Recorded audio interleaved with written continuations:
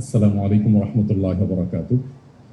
বাংলাদেশ থেকে ক্ষুধা এবং দারিদ্র বেকারত্ব দূর করবার জন্য ওলামা ইকরামের যে অক্লান্ত পরিশ্রম এবং অবদান আছে সেটি আরও জোরালোভাবে ভূমিকা রাখবার সুযোগ আছে বলে আমি মনে করি। শুধু কওমি মাদ্রাসাতে 7 লক্ষেরও বেশি এতিম, দুস্থ এবং অসহায় শিক্ষার্থীরা লালিত পালিত হচ্ছে। এই ছেলেগুলো, এই বাচ্চাগুলো যদি কওমি মাদ্রাসার পরিপূর্ণ তত্ত্বাবধানে লালিত পালিত না হতো, তাহলে বাংলাদেশে আজ যে সমস্ত কিশোর গ্যাং সহ যে সমস্ত সমস্যা এবং ক্রাইসিসগুলো আমরা দেখতে পাচ্ছি, এগুলো কতটা প্রকট আকার ধারণ করতে পারতো সেটা বলার অপেক্ষা রাখে না।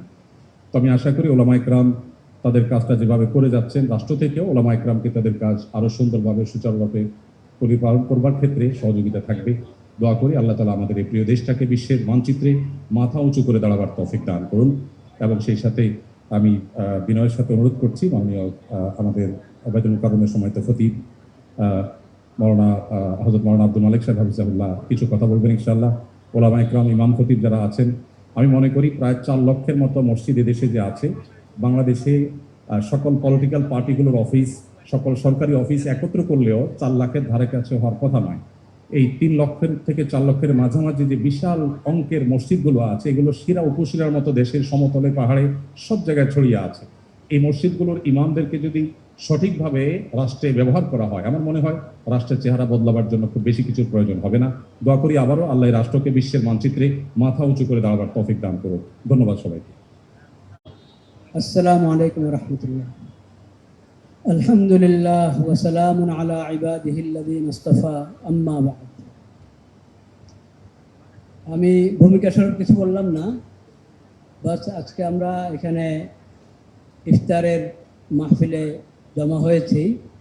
আল্লাহ তাআলা আমাদের একাত্র হওয়াকে কবুল করেন। আর যেহেতু দ্বীন ওয়ান নাসিহা, দিন হলো কল্যাণকামিতা, সেই হিসাবে এক দুটি কথা মনে এসেছে, সেটা আরজ করছি। আল্লাহ রাব্বুল আলামিনের মেহেরবানি, আল্লাহ তাআলা আমাদেরকে এই নতুন সরকার দান করেছেন। ক্ষমতা এটা আল্লাহর নিয়ামত।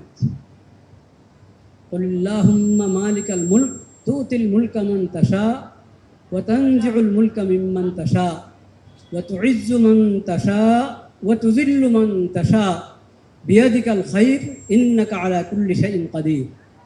আল্লাহর নিয়ামত, এই নিয়ামতের শুকর আদায় করতে হবে। এই নিয়ামতের শুকর হলো এটার সদ্ব্যবহার। ইযা মালাকতা ফাহসিন। আল্লাহ তোমাকে ক্ষমতা দান করেছেন, এখন তুমি এই ক্ষমতার সদ্ব্যবহার করো, সঠিক ব্যবহার করো। ইনসাফ কায়েম করা সবার ক্ষেত্রে, নিজ এবং পর।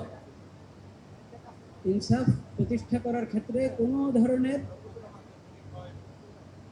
ধরনের কি শব্দ বলবো, মানে বৈষম্য, বৈষম্য না হওয়া।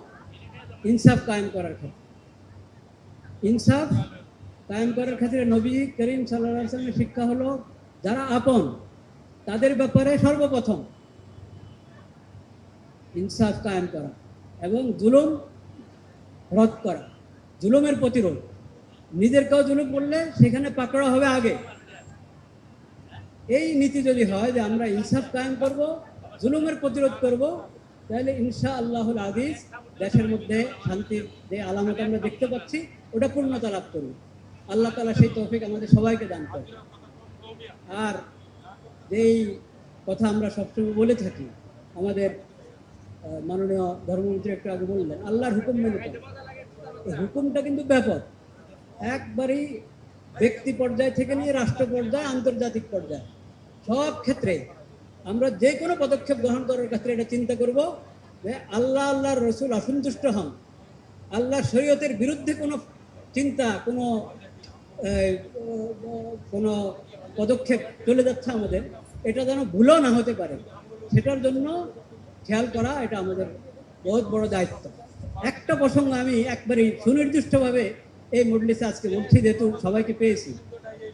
সেটা হলো, আল্লাহ রাব্বুল আলামিন আমাদেরকে বানিয়েছেন, হয়তো আমরা পুরুষ না মহিলা। যাকে আল্লাহ পুরুষ বানিয়েছেন সে পুরুষ, যাকে আল্লাহ মহিলা বানিয়েছেন সে মহিলা। মহিলা বলে বলবে না আমি পুরুষ, পুরুষ বলে বলবে না আমি মহিলা মহিলা এটা হারাম, আল্লাহর সৃষ্টির সঙ্গে যুদ্ধ।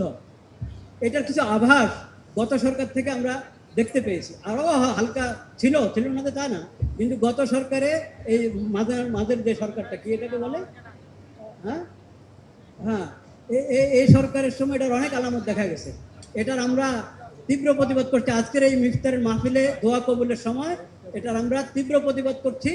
এটাকে যেন এদেশে কোনো সুযোগ দেওয়া না হয়। আল্লাহ যাকে পুরুষ বানিয়েছেন সে পুরুষ, আল্লাহ যাকে মহিলা বানিয়েছেন সে মহিলা। এখানে কিছুদিন আগে পুরস্কারের ঘোষণা এসেছে দেখেছি, এই ট্রান্সজেন্ডারের পুরস্কার, নাউজুবিল্লাহ। হ্যাঁ, সে আসলে পুরুষ কিন্তু মহিলার সাথে পুরস্কার পাবে আমাদের সরকারের কাছ থেকে? না, কখনো না। মাননীয় প্রধানমন্ত্রীর তত্ত্বাবধানে যে সরকার, এই সরকার এখানে এই ধরনের কোনো পদক্ষেপ আমরা এটা কখনো গ্রহণ করব না। সবাই আমরা দোয়া করি আল্লাহ তাআলা আমাদেরকে ইস্তেকামত দান করেন। ওয়া আখিরু দাওয়ানা আলহামদুলিল্লাহ।